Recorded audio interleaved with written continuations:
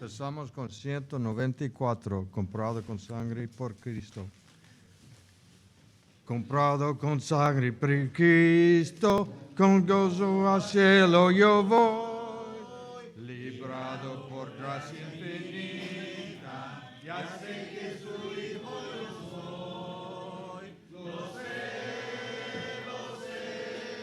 comprado con sangre yo soy. Lo sé, con Cristo al cielo yo voy. Soy libre de pena y culpa, su gozo me hace sentir. Él llena de gracia mi alma, con él es tan dulce vivir. Lo sé, comprado con sangre yo soy. Lo sé, con Cristo al cielo yo voy.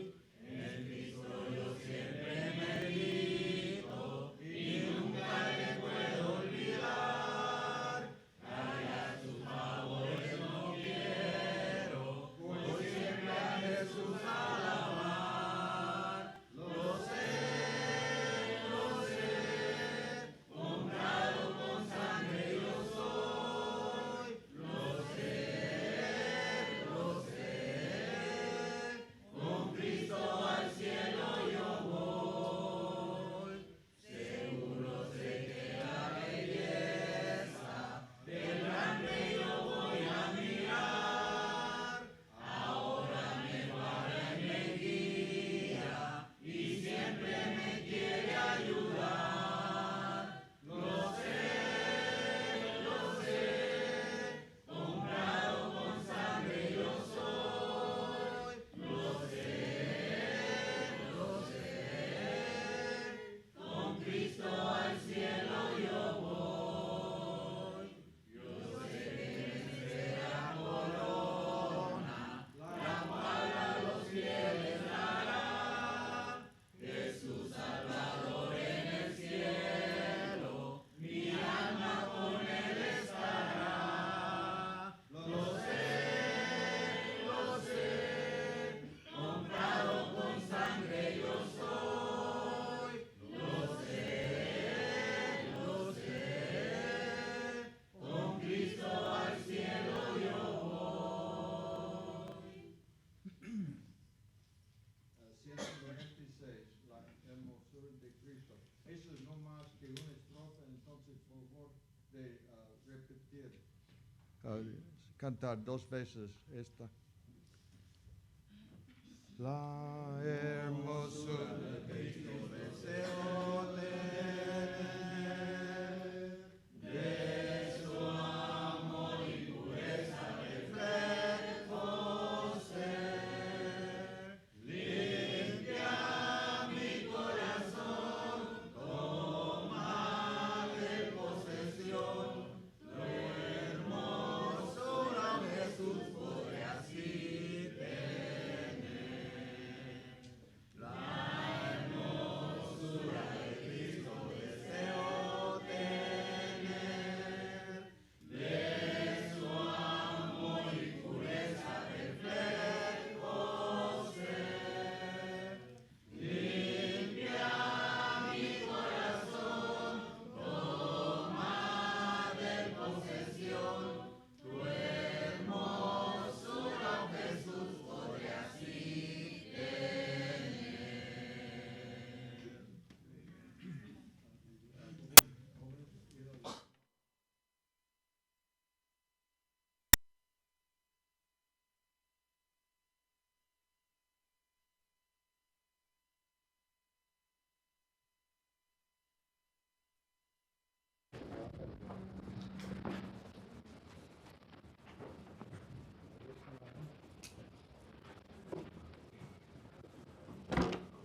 ¿Cómo le hicieron, hermanos?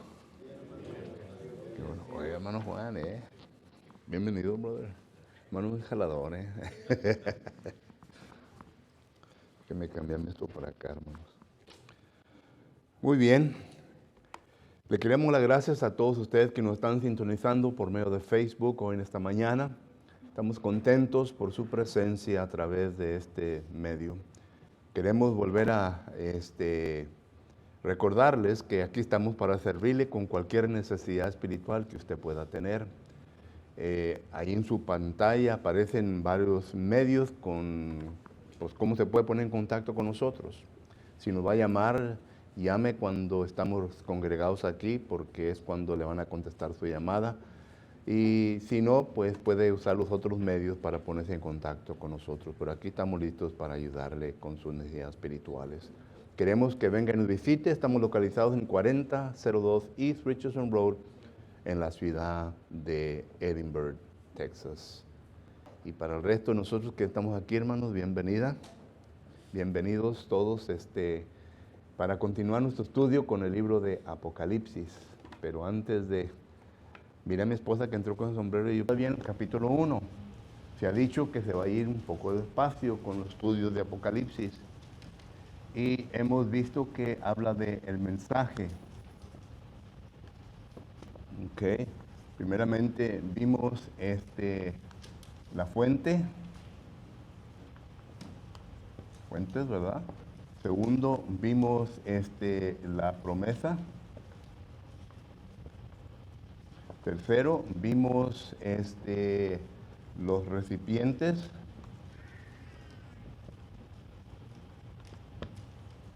Y hoy vamos a ver el revelador.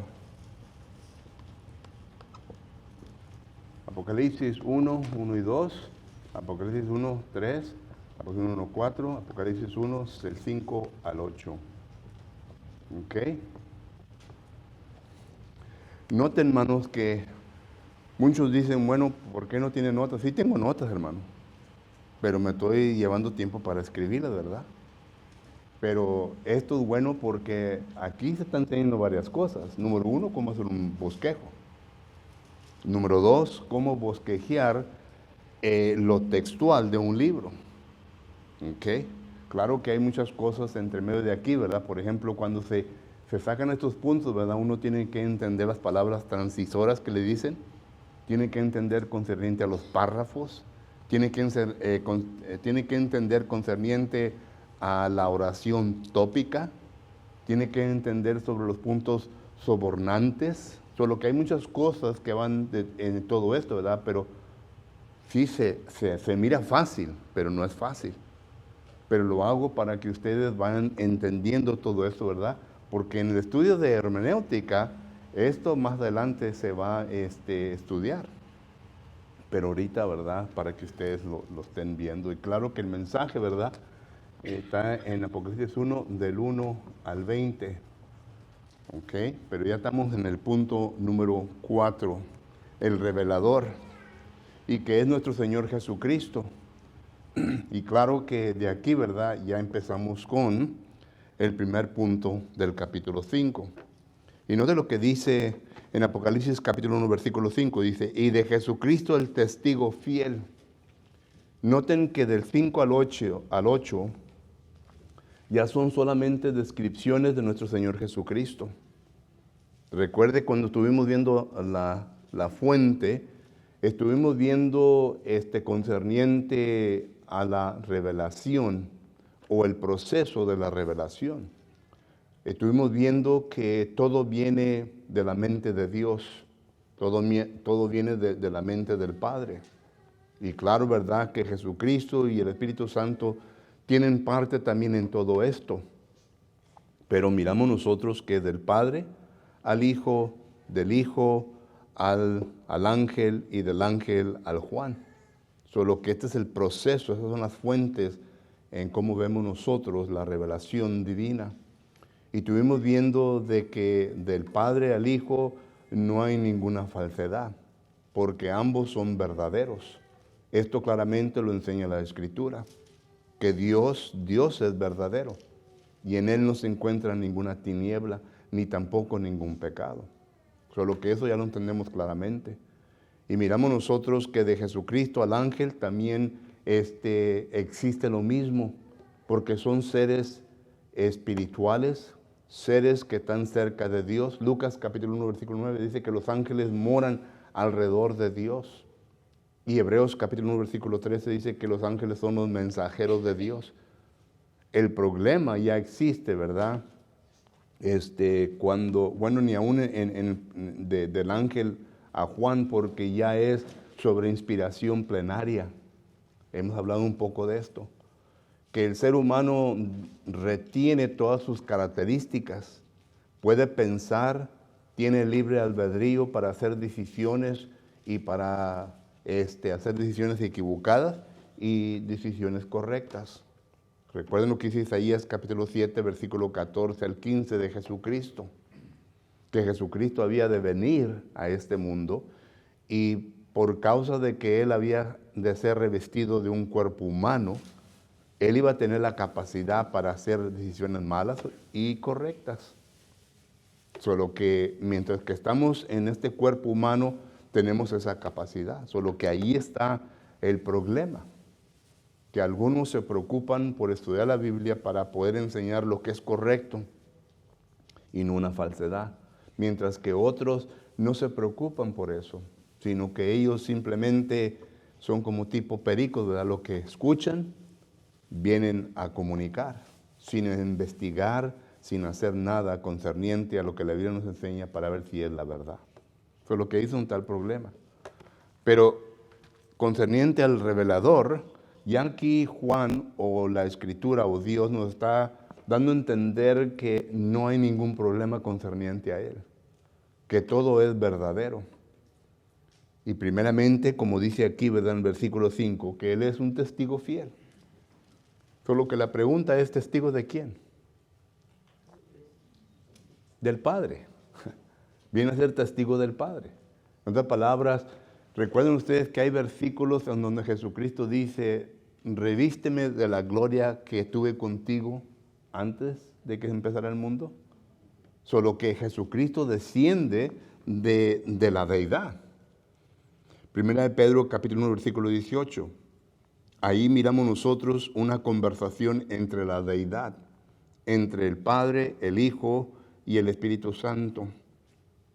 Miramos nosotros entonces, ¿verdad?, que cuando los fariseos y los saduceos le hacen una pregunta a Jesucristo en Mateo capítulo 19 concerniente al matrimonio, noten que Jesucristo no pierde tiempo en regresar su discusión a la ley mosaica, sino que dice al principio no fue así.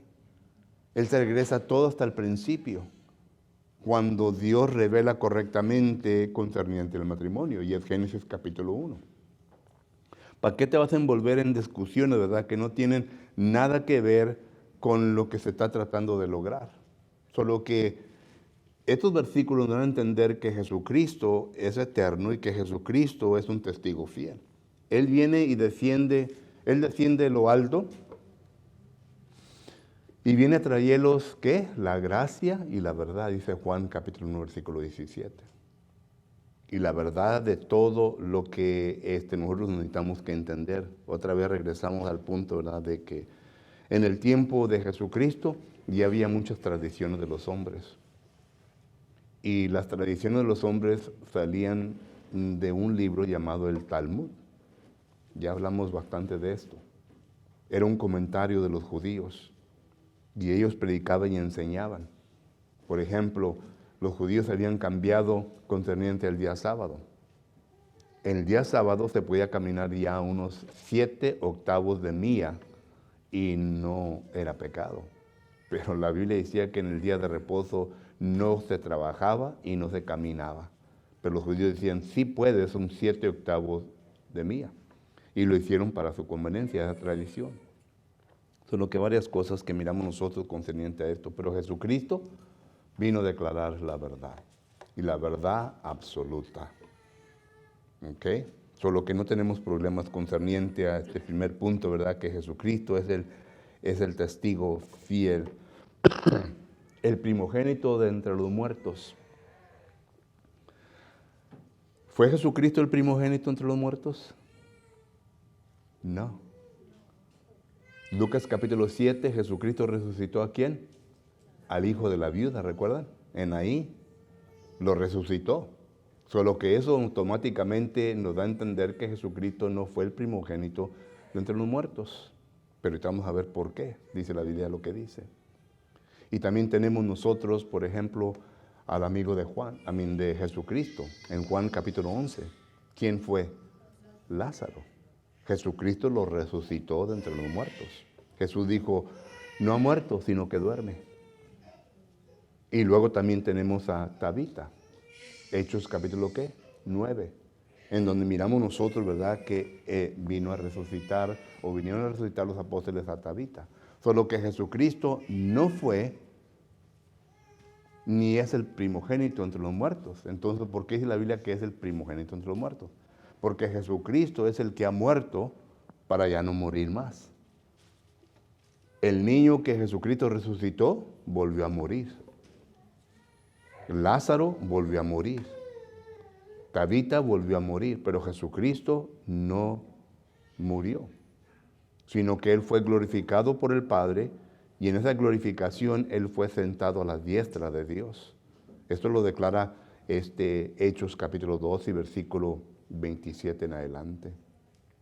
Y ahorita Jesucristo está a la diestra del Padre, según 1 Juan capítulo 2 versículo 1, como abogado para nosotros. Intercede por nosotros, dice la palabra del Señor. El Espíritu y Jesucristo interceden por nosotros. El Espíritu Santo, Él trata de poner ante el trono, ¿verdad? En ocasiones, nosotros cuando estamos bien stress out, como decimos, ¿verdad? O estamos en pánico, las oraciones de nosotros en veces no tienen sentido, hermano. No se han puesto a pensar en eso, ¿verdad? Cuando uno pasa por problemas, ora, pero como que no tiene sentido las oraciones nuestras. Y el Espíritu Santo las pone en orden, es lo que dice la palabra del Señor. Y Jesucristo, ¿cómo es el intercesor de nosotros? Por medio de la sangre. La sangre de Jesucristo todavía permanece en pie. Y es lo que está como un paraguas cubriendo nuestra vida. Por eso 1 Juan capítulo 2 versículo 1 dice, hijitos míos, no pequéis, pero si pecáis, abogado tendréis para con el Padre. ¿Qué responde por nuestro pecado? La sangre de Cristo Jesús. Claro que tiene que haber un arrepentimiento nuestro. Tenemos que arrepentirnos, porque en donde no hay arrepentimiento no hay perdón. Lucas capítulo 17, versículo 1 adelante, habla de eso. Por lo que entonces miramos nosotros, ¿verdad?, que esto es lo que sucede en estos momentos. Jesucristo está a la diestra del Padre y es nuestro abogado, intercede por cada uno de nosotros. Por lo que le estoy dando rápido, hermano, por a ver si acabamos por la lista que se encuentra aquí, ¿verdad? Y claro que no lo voy a apuntar porque son bastantes, pero ahí está el bosquejo. Enseguida dice que es el soberano de los reyes de la tierra. Siendo Dios, Jesucristo, sabemos bien que Él tiene ¿qué? Toda autoridad. Note lo que dice Apocalipsis 11:15, este mismo libro, y vamos a usar el mismo contexto. Apocalipsis 11:15, hablando de Jesucristo, dice lo siguiente: el séptimo ángel tocó la trompeta y hubo grandes voces en el cielo que decía, los reinos del mundo han venido a ser de nuestro Señor y de su Cristo, y Él reinará por los siglos de los siglos. ¿Entendemos eso? Dice aquí que decían los reinos del mundo. Eso cubre todo. Los reinos del mundo han venido a ser de nuestro Señor. Y claro que está hablando de Jesucristo. Más adelante en Apocalipsis 19, 16, note lo que dice concerniente a Jesucristo. Apocalipsis 19, 16. Y en su vestidura y en su muslo tenía inscrito este nombre, Rey de Reyes y Señor de Señores. Está hablando de Jesucristo. Y claro que el capítulo 19, ya cuando lo estudiamos, ¿verdad?, está hablando sobre la victoria de Jesucristo sobre todos los reinos. Y solo que ya estamos comprendiendo el contenido del libro, hermano, ¿verdad? Es igual como el libro de Ezequiel. En Ezequiel, capítulo que se empieza del del 30 o del 32 en adelante. Pero Ezequiel está predicando y está enseñando al pueblo de Israel que están pasando por persecución, así como los cristianos en el tiempo de los romanos, de que ellos iban a ser victoriosos aún estando en esclavitud. Recuerden que Jeremías capítulo 25, versículo que es 12 en adelante, profetizó de que ellos estarían 70 años en Babilonia. Estoy hablando del pueblo de Israel. Aunque había falsos profetas, Jeremías capítulo 28, que decían, no hombre, Dios nomás los llevó para como un tipo de vacaciones. Estoy parafraseando lo que dice, ¿verdad? Al rato los va a regresar. Pero Jeremías en el capítulo 29 dice, no, estos son falsos profetas, porque estarán allá 70 años, para que entiendan la lección. Y el punto era, ¿verdad?, de que Dios, Ezequiel les predica, y note lo que dice Ezequiel capítulo 2, versículo 1 en adelante. Dios le dice, tú ve y predícales, son un pueblo rebeldes, un pueblo testarudos, un pueblo que no te van a escuchar, pero tú predícales para que entiendan y que sepan de que hubo un profeta entre ellos. Y les predicó. Y lo que les predicó en estos capítulos es de que dice, ustedes recojan a Gog y a Magog.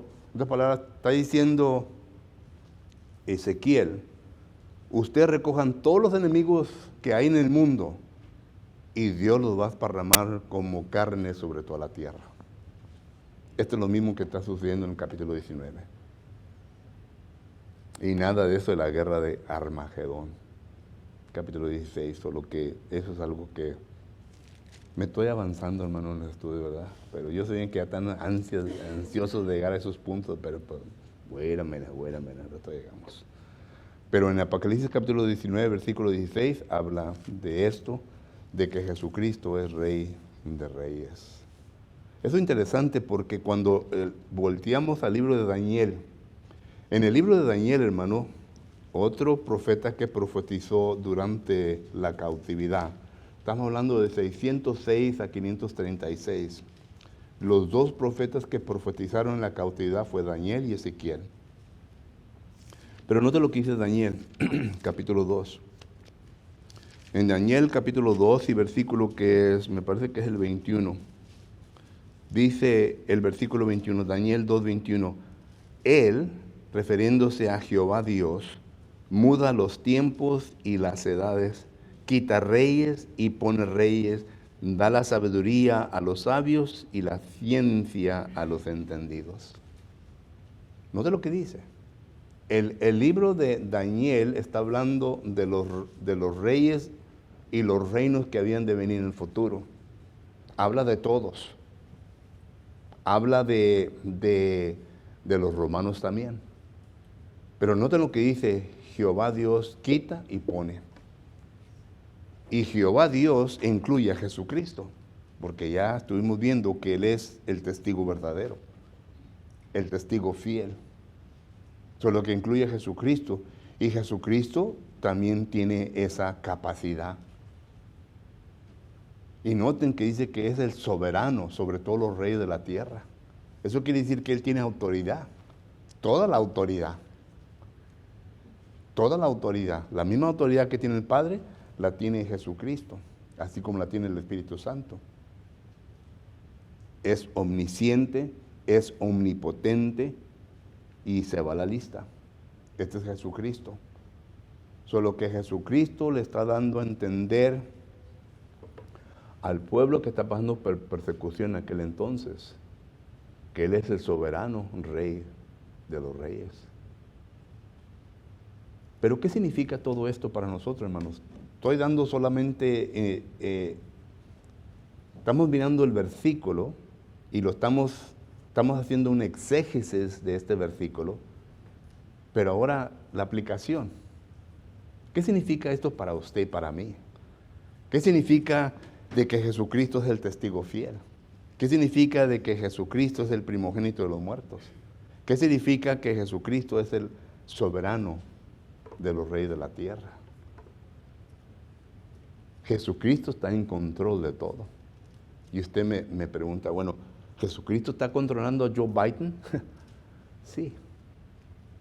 Y entonces, ¿por qué permite que este bárbaro vaya y haga barbaridades y medias por todo el mundo? Bueno, recuerden Isaías 55:11. Los pensamientos nuestros no son los pensamientos de Dios. Él tiene su propósito y Él tiene el control de todos. ¿Por qué permitió Dios que el rey Nabucodonosor viniera y destruyera al pueblo de Israel? Esas son preguntas que se hace Jeremías. Esas son preguntas que hace Habacuc. Esas son preguntas que se hicieron los profetas, que no entendieron ellos con su mente finita el propósito de Dios. Pero Dios tenía propósito, ¿verdad? Dios permitió todo eso para que así se lograra el propósito de Dios. Y así nosotros también hoy en día. ¿Por qué permitió Dios eso? Solo que miramos nosotros que el control de Dios existe aún todavía. Pero recuerde que es para el bienestar de nosotros. Uno únicamente tiene que estar listo para caminar cuando Dios dice camina. Párate cuando Dios dice párate. Uno tiene que estar listo para hacer lo que Dios nos pide en ese momento. Y claro, ¿verdad? Que todo esto apunta a Jesucristo y a nuestra confianza en Dios. Entonces, por eso yo en ocasiones digo, ¿para qué vamos a tener miedo si Dios está en control de todo y Él está controlando nuestra vida? Pero nosotros en veces, hermanos, somos los que tenemos poca fe en todo esto, ¿verdad? Poca fe. Los apóstoles demostraron poca fe. Nosotros demostramos poca fe en ocasiones. ¿Por qué? Por falta de comprensión en las cosas de Dios, por falta de conocimiento de la palabra de Dios. Bueno, cada uno de nosotros tenemos nuestras razones en por qué. Pero miramos nosotros que aquí la palabra del Señor le está dando confianza a los que están pasando por persecución y nos está dando confianza a nosotros también como cristianos, como hijos de Dios. Pero por último, porque ya el tiempo se me está acabando, dice el versículo 5, al que nos amó y nos lavó de nuestros pecados con su sangre. Esto es algo simple y sencillo, ¿verdad? El amor de Dios se ha demostrado desde el principio, hermanos. Pasajes famosos que ya conocemos de memoria, Juan capítulo 3, versículo 16. De tal manera amó Dios al mundo que ha dado a su Hijo unigénito. Y noten que el amor de Dios se demuestra hacia nosotros a pesar de que nosotros éramos pecadores. No nos importaba a algunos de Dios. Y todavía hay gente así, hermanos, que hay un vacío en su vida, que no consideran a Dios en su vida, pero aún Dios demuestra su amor para con ellos. Noten la manera en cómo nuestra sociedad se está apartando más y más de Dios, y Dios aún todavía así les ama. Isaías capítulo 59, versículo 1 en adelante, dice que el amor de Dios no se ha retirado de ellos, sino que ellos se han retirado de Dios por causa de sus pecados y transgresiones. Y Romanos capítulo 5, versículo 8 dice que aún siendo pecadores, Dios sabía bien quiénes éramos. Él como quiera envió a su Hijo para morir por nosotros. Ese es el amor de Dios. Dándonos a nosotros lo que nosotros necesitamos, no lo que nosotros anhelamos. ¿Sí, hermano?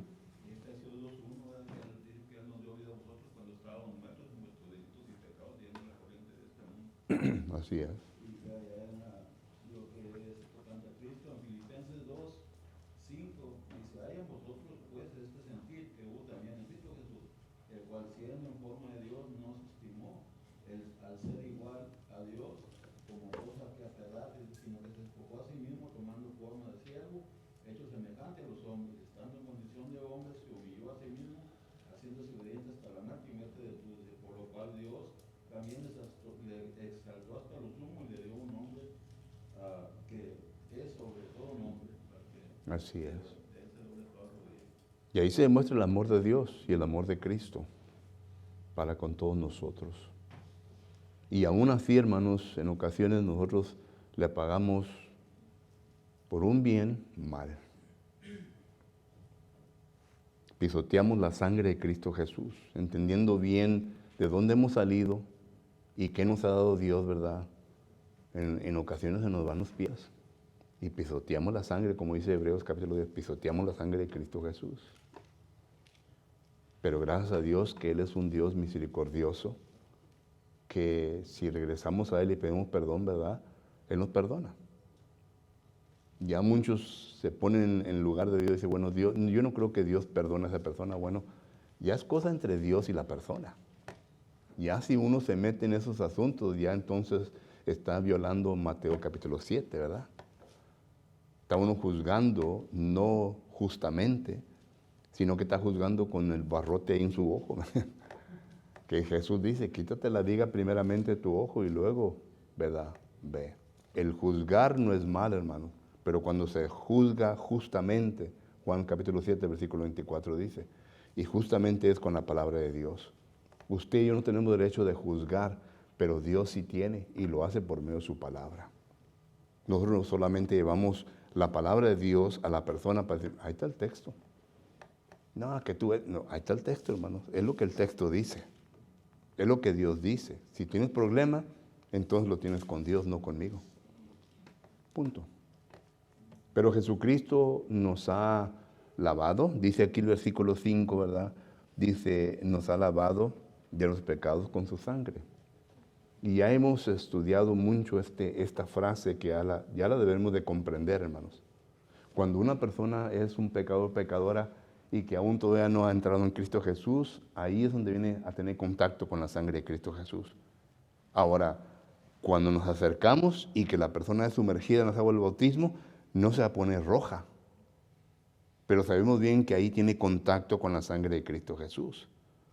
Porque cuando una persona es bajada en las aguas del bautismo, es santificada, justificada. Esto lo sabemos bien porque dice 1 Corintios 6, 11. Y estos eran algunos de vosotros, que pecadores. Pero ya habéis sido, ¿qué? Lavados, eso quiere decir bautizados, y ya habéis sido santificados y justificados por el Espíritu Santo. Ese es el trabajo del Espíritu Santo.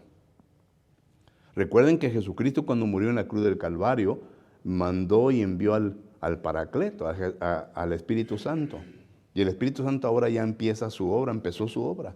¿Y cuál es la obra del Espíritu Santo? De convencer. ¿Recuerdan ese texto?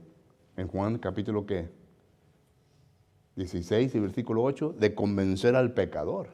Ese es el trabajo del Espíritu Santo, pero lo hace como con la palabra. Con la palabra. La palabra entra, Hebreos 4:12, hasta lo más profundo del ser y viene a remover la conciencia y todo lo de dentro, ¿verdad? Para que el ser humano entienda.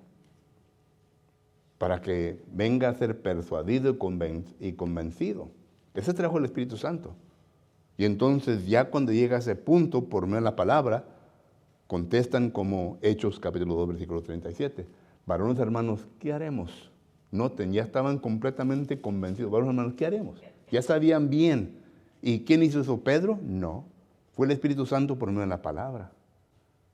Y entonces cuando ellos entonces respondieron de esa manera, arrepentidos y bautícense cada uno de vosotros para el perdón de sus pecados. Versículo 38.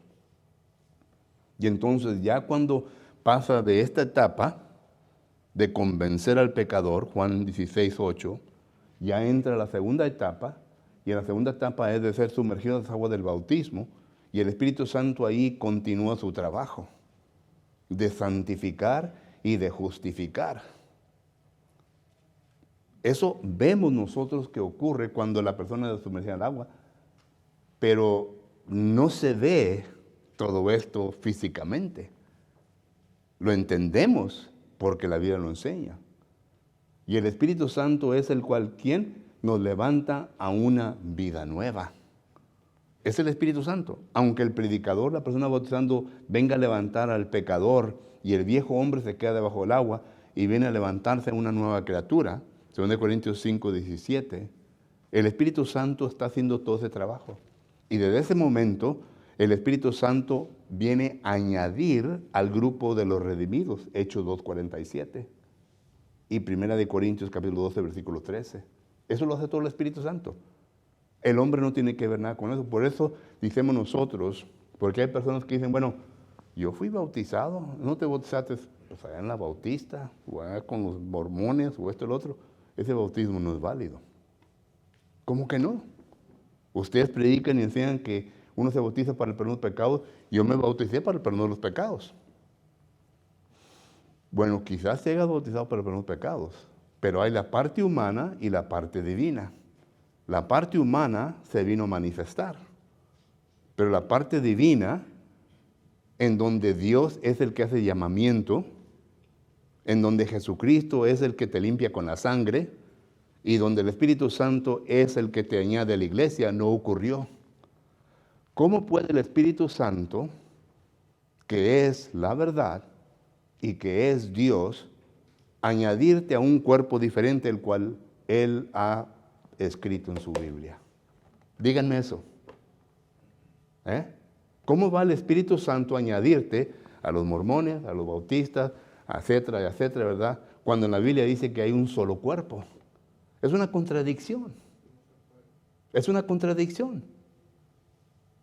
Solo que no me diga usted que fue bautizado correctamente, porque no ocurrió eso. Quizá haya ocurrido lo humano, pero no lo divino. Entonces miramos nosotros, ¿verdad?, que existe solamente un bautismo y tiene que ser correctamente, el cual uno es lavado con la sangre de Cristo Jesús. Y el tiempo ya se me terminó, hermano.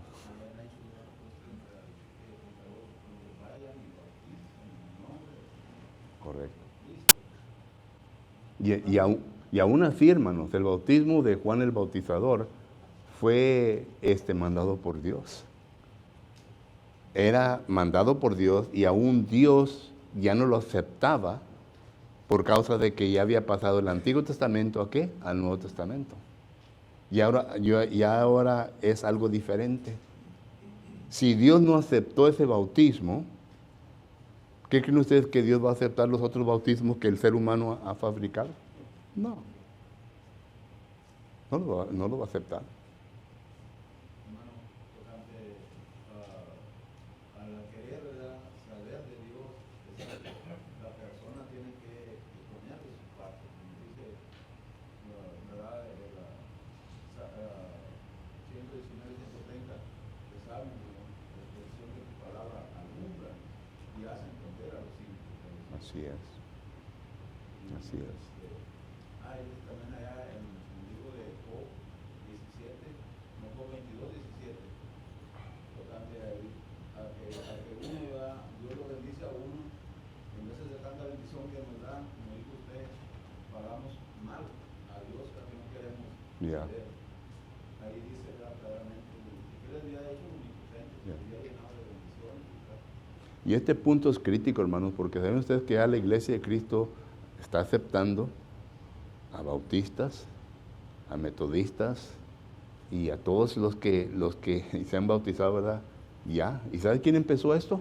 Mex Lucado, el predicador de San Antonio, Texas. Yo personalmente hablé con él y con sus ancianos y ellos me dijeron de que el bautismo de ellos es válido ante los ojos de Dios.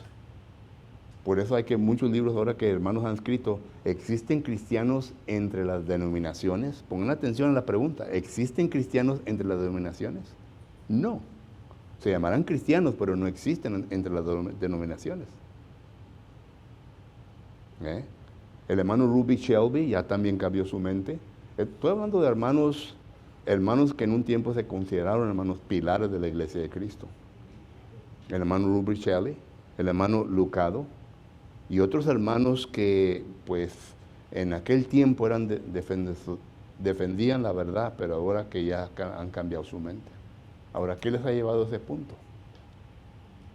Solo que si usted va a la congregación de San Antonio, Texas, no explica Mex Luquedo, ahí puede ver uno servir la cena del Señor y quizás él diga, pues yo soy bautista, o yo soy esto.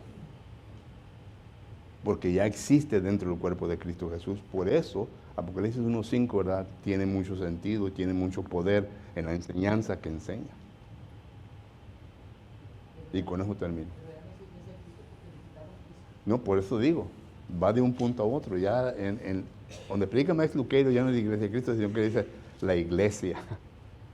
Y eso cuando miran esos signs así, hermano, que en un tiempo en la Iglesia de Cristo por ahora me le quitan Cristo, ya.